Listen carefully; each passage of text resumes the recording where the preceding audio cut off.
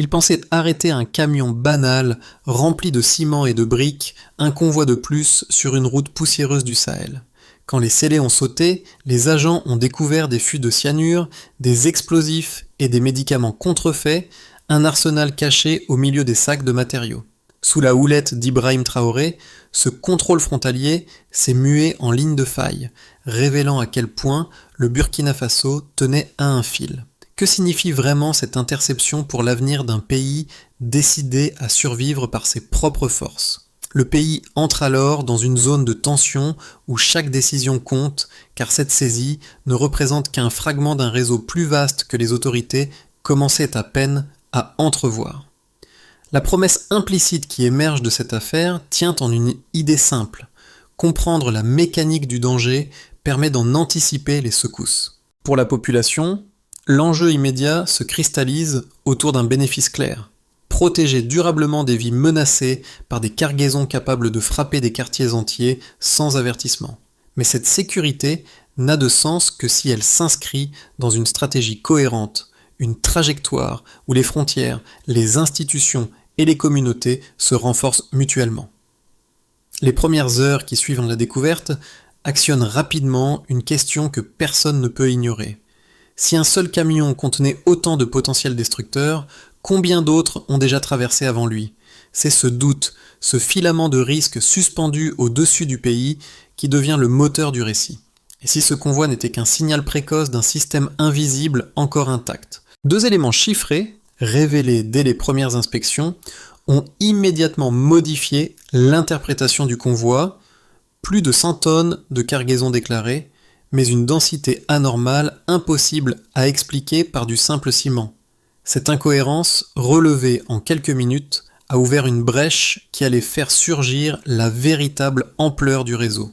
Sous la supervision d'Ibrahim Traoré, les agents de douane ont compris qu'ils ne se trouvaient pas face à une fraude ordinaire, mais à l'entrée d'une architecture clandestine bien plus étendue qu'attendue. Le camion saisi n'était qu'un fragment, un morceau arraché à une chaîne logistique qui semblait fonctionner depuis des mois, voire des années, en exploitant les failles du pays. Le contexte dans lequel cette découverte éclate donne la pleine mesure de son importance. Depuis l'automne 2022, le Burkina Faso navigue entre instabilité institutionnelle, pression régionale et insécurité persistante dans plusieurs provinces. Les postes frontières, longtemps considérés comme des goulets faibles, servaient de points de passage fréquents pour des trafics mêlant produits chimiques, armes artisanales et marchandises contrefaites. Les agents agissaient souvent avec des moyens limités et certaines stations avaient acquis une réputation de zone grise où les réseaux criminels achetaient le silence à peu de frais. La prise de contrôle par un jeune capitaine décidé à restaurer la souveraineté nationale a modifié cet équilibre. Sous l'impulsion de Traoré, les douaniers ont été replacés au cœur des dispositifs de défense et de nouvelles procédures se sont mises en place pour multiplier les vérifications et verrouiller les couloirs vulnérables. C'est dans cette configuration qu'apparaît le convoi incriminé, un test involontaire de la solidité du nouveau système, une sorte de révélateur montrant à quel point les menaces avaient déjà pénétré profondément le territoire. À mesure que les analyses progressaient, un autre aspect émergeait en parallèle. Si ce camion avait été intercepté, c'est que la transformation engagée commençait réellement à produire ses premiers effets visibles. Au moment où les premiers rapports circulent entre les postes frontières et la cellule d'analyse, un petit groupe d'agents devient la clé pour comprendre la profondeur de la menace. Ces douaniers, souvent relégués à des tâches routinières, se retrouvent soudain au centre d'un dispositif où chaque détail compte. Leur rôle change. Ils ne filtrent plus seulement des documents, ils décryptent des signaux faibles, observent des comportements inhabituels et remontent des indices qui, mis bout à bout, dessinent une structure beaucoup plus large. Le premier cas marquant vient d'un agent affecté à un point de passage secondaire. Quelques semaines avant la saisie, il avait noté des convois nocturnes identiques, transportant exactement le même type de cargaison déclarée, mais accompagnés de conducteurs dont les papiers présentaient des numéros de série similaires.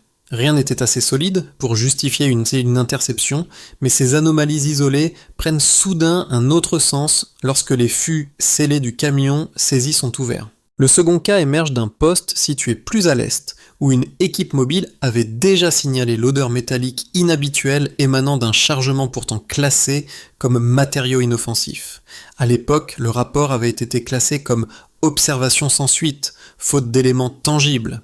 Avec la nouvelle découverte, cette note mineure devient une pièce claire d'un puzzle qui dépassait largement les frontières locales. Ces témoignages révèlent que la transformation amorcée n'est pas théorique. Elle repose sur des acteurs de terrain capables de détecter ce qui, jusque-là, passait inaperçu. La sécurité change quand l'attention change. La vigilance locale peut renverser un réseau entier. Avant la saisie, les routes du Sud semblaient suivre un rythme immuable, des convois de matériaux, des rotations répétitives, des contrôles brefs, presque mécaniques. Après l'interception du 1er janvier, tout s'accélère.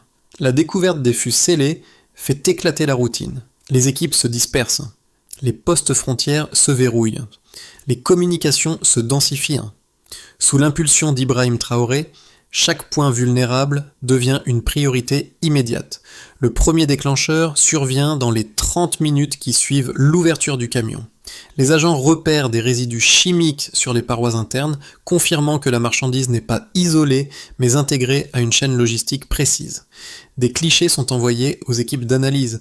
Ils identifient rapidement un motif récurrent dans les marquages industriels des fûts, une signature déjà repérée dans des cargaisons saisies aux frontières d'autres pays du Sahel. Ce détail transforme la découverte en alerte régionale. Ensuite vient la phase d'expansion. Une unité mobile est dépêchée pour inspecter les itinéraires nocturnes signalés par les agents de terrain. En 48 heures, elle recoupe les témoignages et établit une carte des routes parallèles utilisées par les trafiquants. Sur ces axes, les patrouilles sont renforcées, les heures de contrôle élargies et les barrages réorganisés pour limiter les angles morts. Plusieurs conducteurs sont arrêtés. Leurs déclarations, fragmentées mais concordantes, confirment l'existence d'un réseau impliquant des intermédiaires locaux et des commanditaires étrangers. Le pic de tension survient lorsqu'un second camion, structuré selon le même schéma de dissimulation, tente de franchir la frontière à l'est. Cette fois, l'équipe en poste ne laisse aucune marge. Les douaniers inspectent chaque recoin. Sous une couche de sacs industriels, ils découvrent des conteneurs métalliques contenant un mélange chimique susceptible d'alimenter la fabrication d'explosifs improvisés. L'information remonte aussitôt aux autorités centrales. Les analystes croisent les données. Ils constatent que les deux cargaisons récusent toute hypothèse d'opération isolée. L'après-coup démarre aussitôt. Les services de renseignement déclenchent une opération de traçage financier. En quelques jours, ils identifient plusieurs comptes liés à des transferts nocturnes en provenance de régions frontalières instables. Les montants, bien que fragmentés, dessinent un schéma cohérent. Achat de substances chimiques, rémunération de chauffeurs, paiement à des facilitateurs infiltrés dans certains postes administratifs. Ces flux témoignent d'une orchestration méthodique visant à contourner les dispositifs officiels. S'ajoute ensuite un autre angle, les témoignages obtenus auprès d'agents de terrain. Certains évoquent des approches discrètes de la part de personnes cherchant à simplifier les contrôles via de petites transactions informelles. Ces tentatives révèlent un problème plus profond, celui d'une corruption diffuse facilitant l'infiltration du réseau. Les autorités centralisées comprennent alors que la menace n'est pas seulement physique, elle est administrative, institutionnelle, souterraine. À ce stade, les structures de sécurité commencent à changer de posture. Les contrôles ne se limitent plus au chargement, ils s'étendent désormais à la vérification des documents, des itinéraires, des historiques de transport. Les équipes reçoivent l'ordre de croiser les numéros de série, de comparer les routes, de cerner les anomalies. Ce travail méticuleux, cumulatif, constitue le cœur de la réponse initiale. La transformation n'est pas spectaculaire, mais elle est profonde. Avant, les contrôles filtrent. Maintenant, ils déjouent. Avant, les réseaux avancent masqués. Maintenant, ils rencontrent un maillage en tension, réactif, déterminé. La phase analytique démarre au moment où les premiers prélèvements sont acheminés vers les laboratoires militaires. Les techniciens classent les matières saisies, recoupent les origines possibles et rapprochent chaque élément des cargaisons antérieures. Leur objectif est clair, établir une image mesurable, vérifiable, incontestable du réseau. Dans ce type d'affaires, les impressions ne suffisent pas. Seules les données peuvent montrer l'ampleur réelle du danger et la solidité de la réponse sécuritaire engagée. Le premier indicateur provient de l'évaluation financière initiale. La valeur du lot saisi est estimée à près de 2 millions de dollars, un montant considérable pour une seule cargaison. Cela montre que ce chiffre montre que le réseau investit massivement pour contourner les contrôles officiels.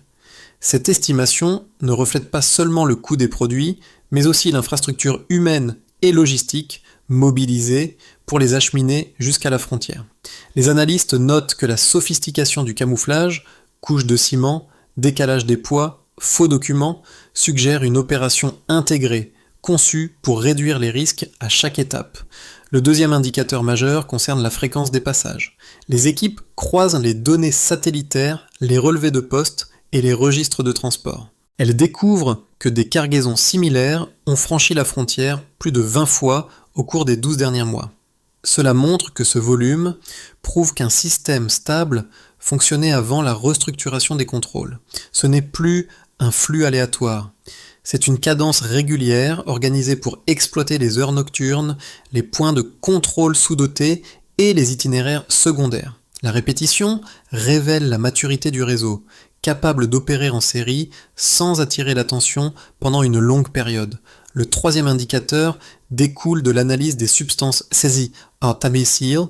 Les experts évaluent que le cyanure découvert aurait suffi à contaminer l'eau potable d'une ville de 500 000 habitants, un risque sanitaire massif en cas d'utilisation malveillante. Cela montre que ce seuil démontre la capacité potentielle du réseau à produire un impact national rapide. Ce type de danger ne concerne pas seulement des infrastructures physiques, il touche directement la vie quotidienne des populations. L'analyse des explosifs confirme un scénario similaire, avec des quantités permettant la fabrication d'engins capables de frapper des bâtiments administratifs ou des postes militaires essentiels. Une fois ces données établies, les équipes passent à la phase comparative. Elles analysent les lots saisis dans les pays voisins, identifient les codes de série, les matériaux d'emballage, les signatures chimiques. Plusieurs correspondances apparaissent, suggérant que le Burkina Faso n'est pas une cible isolée, mais un point de passage stratégique dans une architecture transnationale plus large. Les analystes notent que les réseaux criminels adaptent leur logistique en fonction des failles institutionnelles. Là où le contrôle est faible, les flux s'intensifient, là où la vigilance augmente, les routes changent. Ces résultats modifient en profondeur la manière dont les autorités perçoivent la menace. Les chiffres ne décrivent pas seulement un danger, ils révèlent une dynamique. Ils montrent où le réseau se renforce, où il faiblit, où il investit et où il se dissimule. L'analyse devient alors un outil stratégique, un levier pour orienter les ressources, ajuster les priorités et renforcer les points critiques. Dans ce type de crise, comprendre les données équivaut à comprendre le terrain. La sécurité se construit autant dans les laboratoires que sur les routes. Deux lectures opposées émergent dès que les premiers résultats d'enquête circulent entre les analystes, les postes frontières renforcés et les unités de renseignement. La première lecture, largement défendue par plusieurs experts régionaux, affirme qu'aucune action intérieure, aussi structurée soit-elle, ne peut suffire sans l'appui extérieur. Pour ces spécialistes, la fuite des capitaux, la fragilité des infrastructures et l'étendue des routes clandestines rendent impossible une défense durable menée uniquement avec des moyens nationaux. Ils rappellent que les groupes armés du Sahel bénéficient souvent de financements transnationaux, de relais logistiques situés hors du Burkina Faso et de capacités de mouvement qui dépassent les frontières administratives. Selon eux, sans coopération internationale soutenue, les efforts engagés finiraient par s'épuiser. A l'inverse, une seconde lecture insiste sur la capacité du pays à se reconstruire par ses propres mécanismes. Cette position souligne que la souveraineté n'est pas seulement une question de ressources militaires, mais de cohésion et d'engagement collectif. Les premiers succès observés après la saisie du convoi constituent pour ses partisans un signe clair qu'un modèle interne est possible. Ils rappellent que les cargaisons similaires, détectées à plus de 20 reprises en 12 mois, étaient auparavant passées inaperçues. Le fait que le réseau soit désormais repéré, cartographié et partiellement démantelé indiquent que les structures nationales se renforcent réellement. Le point charnière entre ces deux perspectives réside dans la manière de lire les données. Les chiffres tirés des saisies, valeur élevée des cargaisons, fréquence des passages, quantité massive de substances dangereuses montrent certes un réseau transfrontalier puissant, mais ils révèlent aussi l'efficacité croissante des contrôles. L'argument qui en découle est plus nuancé. Une coopération extérieure peut être utile, mais elle n'a de sens que si elle s'inscrit dans un cadre piloté depuis l'intérieur. Les premiers résultats prouvent que, dès lors que le pays consolide ses propres dispositifs, les réseaux clandestins perdent une partie de leur invisibilité. Le débat se resserre donc autour d'une idée. Comprendre la menace, c'est déjà commencer à la réduire. Un détail change tout. Au milieu des rapports, un élément jusque-là considéré comme secondaire devient soudain la pièce qui réorganise l'ensemble du tableau, l'implication de fonctionnaires corrompus dans la facilitation des convois. Ce n'est plus seulement une guerre menée contre des groupes armés extérieurs, c'est une lutte où la menace se trouve aussi dans les interstices de l'administration elle-même. Sous la direction d'Ibrahim Traoré, les équipes de sécurité comprennent que le danger n'est pas uniquement logistique, mais institutionnel, ancré dans les zones d'ombre laissées par des années de pratiques irrégulières. La révélation provient de plusieurs témoignages concordants.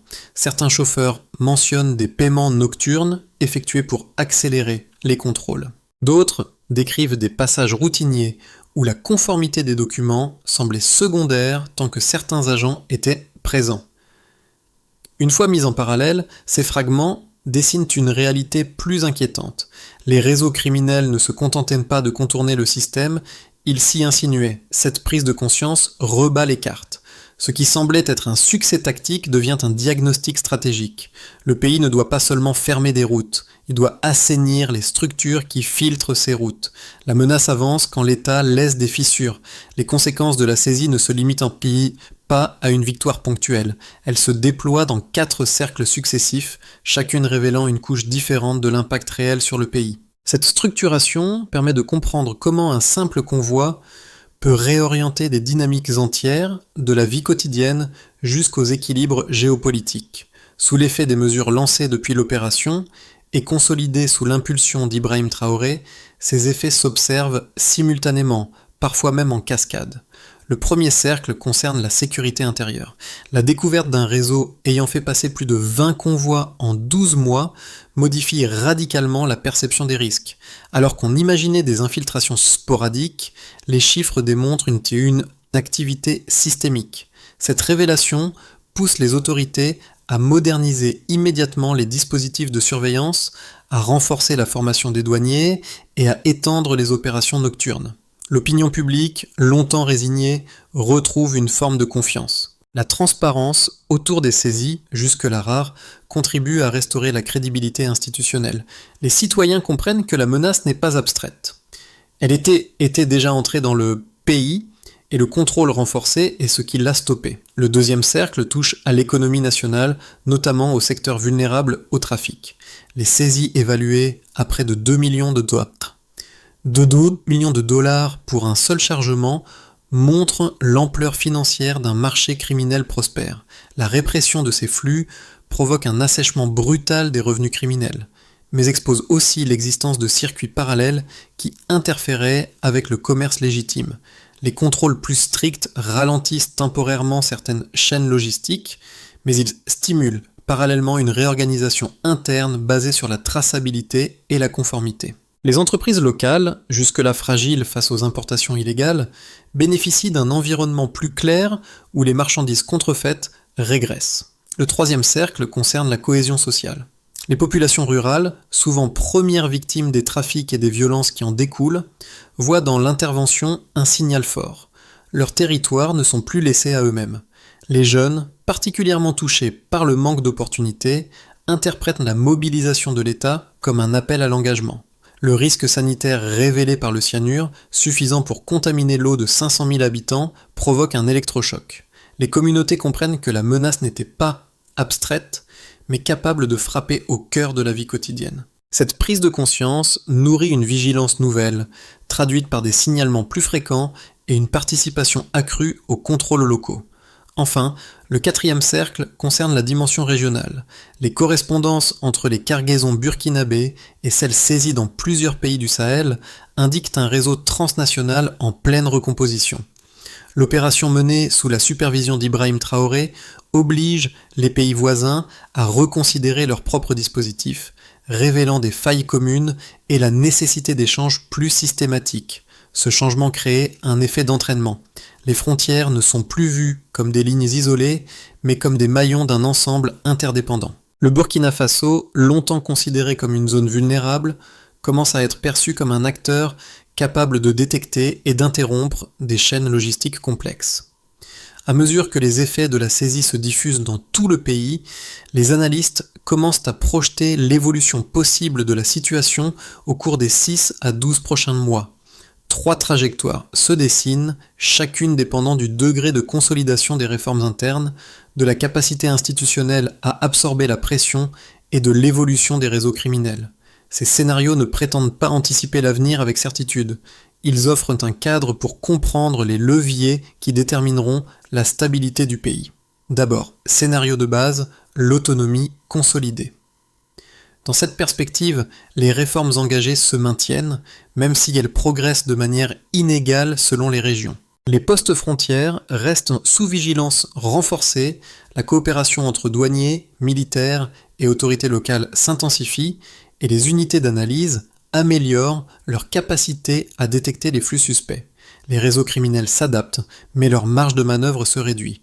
L'État gagne en efficacité administrative, les tentatives de corruption diminuant sans disparaître totalement.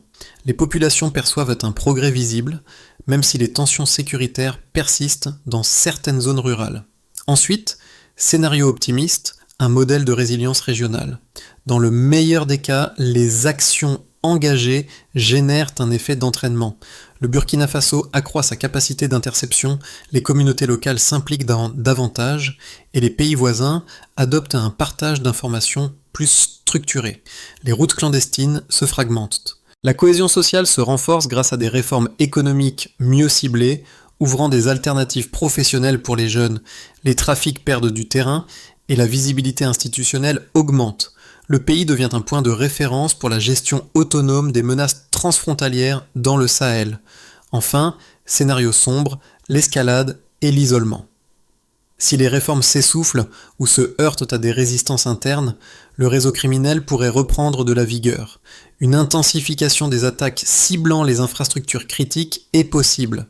Les postes frontières affaiblis redeviendraient des points de passage vulnérables et la population, frustrée par un retour des trafics, perdrait confiance dans les institutions. La pression régionale et internationale pourrait s'accroître, isolant davantage le pays et renforçant le risque d'instabilité politique. L'avenir ne dépend pas d'un choix isolé, mais d'une suite d'ajustements continus. Un système se renforce lorsqu'il lie ses failles plutôt que ses victoires. Au-delà des données, des itinéraires clandestins et des mesures sécuritaires, cette affaire touche directement 3 cercles de spectateurs. Ceux qui vivent la menace au quotidien, ceux qui la comprennent à travers les institutions et ceux qui l'observent comme un signal des fragilités régionales. Ces groupes perçoivent l'événement différemment, mais tous voient dans la saisie du convoi un miroir de leurs propres inquiétudes et attentes. Pour le premier groupe, les habitants des zones rurales et périurbaines, l'interception représente un souffle de réassurance. Ils savent que les trafics ne sont pas des phénomènes abstraits. Ils se traduisent par des routes dangereuses, des fermetures répétées de marchés, des déplacements forcés. La révélation du cyanure et des explosifs fait comprendre à quel point leur quotidien a frôlé une catastrophe silencieuse. Pour eux, la vigilance retrouvée est une protection tangible. Le deuxième groupe, les fonctionnaires, les acteurs institutionnels et les organisations locales, voient dans cet épisode un rappel brutal des responsabilités partagées. Ils constatent qu'un système administratif peut devenir vulnérable lorsqu'il néglige ses propres standards. La corruption, même marginale, montre ici qu'elle peut transformer une simple irrégularité en menace nationale. Cette prise de conscience agit comme un appel à restaurer les procédures, à ancrer la transparence dans chaque maillon de la chaîne décisionnelle. Le troisième groupe, l'audience élargie, les observateurs régionaux et internationaux considère cette affaire comme une démonstration de la fragilité des États du Sahel face à des réseaux transnationaux bien structurés. L'interception, loin d'être un événement isolé, illustre les tensions entre souveraineté, sécurité et dépendance extérieure. Ils y voient une étude de cas révélant comment un territoire peut basculer sous l'influence de flux invisibles. Ces trois niveaux montrent qu'une seule action peut résonner largement. Pour transformer une victoire ponctuelle en socle durable, les autorités doivent suivre une feuille de route structurée, conçue pour réduire les failles internes et stabiliser le pays sur le long terme. Sous l'impulsion d'Ibrahim Traoré, cette trajectoire repose sur un enchaînement d'étapes précises, chacune ciblant un point névralgique du système sécuritaire et administratif. L'efficacité de ce plan dépend moins de la vitesse que de la constance, car les réseaux criminels prospèrent surtout dans les zones où les efforts cessent trop tôt. D'abord, renforcer les points frontières et professionnaliser les contrôles. Cette phase exige des équipements modernisés, des rotations accrues et une formation technique régulière pour les équipes. Le but n'est pas seulement de détecter les cargaisons suspectes, mais de créer un environnement où les manipulations documentaires deviennent plus difficiles. Les postes doivent fonctionner comme des unités de vigilance permanente. Ensuite, assainir les pratiques administratives. Il s'agit de mettre en place des audits internes, d'isoler les agents compromis et de garantir des procédures uniformes. La corruption se glisse dans les interstices. Ces interstices doivent disparaître. Les sanctions doivent être rapides, lisibles, appliquées sans exception. Enfin, développer les capacités d'analyse et de renseignement. Les réseaux se déplacent, mutent, changent d'itinéraire. Pour suivre ce mouvement, les autorités doivent renforcer la collecte de données, croiser les relevés de terrain et établir des cartographies dynamiques. L'objectif est d'intervenir avant la traversée, pas après la saisie. 4. Impliquer les communautés locales, les habitants sont les premiers témoins des signaux faibles. Leur rôle doit être reconnu, formalisé et sécurisé. Un système de remontée d'informations claires peut réduire la marge d'action des convois clandestins. Un pays se protège mieux quand chaque maillon sait où agir. Dans les récits transmis par les agents de terrain, un détail issu des premiers signalements revient comme un fil conducteur. Ces notes modestes, presque oubliées, où un douanier isolé décrivait un convoi nocturne trop silencieux, ou l'odeur métallique d'un chargement soi-disant ordinaire. Ce motif, discret mais persistant, devient le symbole même de la transformation qui traverse le pays. Sous la direction d'Ibrahim Traoré, ce qui n'était autrefois qu'un murmure administratif se change en alerte nationale, en étincelle capable de déclencher une réaction collective. Ces gestes minuscules, un numéro de série relevé, une irrégularité notée, une intuition partagée, forment désormais la trame d'une vigilance nouvelle. Il rappelle que les grandes bascules naissent souvent d'observations humbles, répétées, trop petites pour attirer l'attention, mais assez précises pour anticiper un danger. Dans un pays en quête de stabilité, cette idée devient une force profonde. La sécurité ne repose pas seulement sur des opérations spectaculaires, mais sur la somme d'actions quotidiennes accomplies par des individus invisibles. Lorsque le premier camion a été ouvert, c'est toute une nation qui a compris que chaque regard compte. La résilience commence par un geste discret.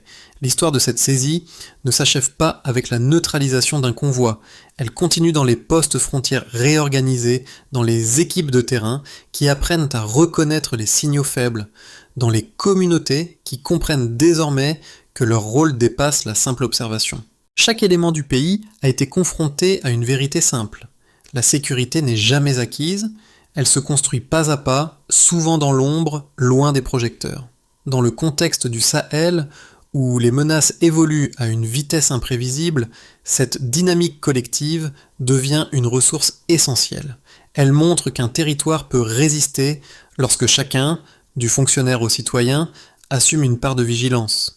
Elle montre aussi que les réseaux criminels prospèrent là où les regards se détournent, mais reculent lorsque l'attention se resserre. La question qui demeure, pour vous comme pour toute société confrontée à des pressions similaires, est simple. Que sommes-nous prêts à défendre lorsque le danger avance silencieusement ?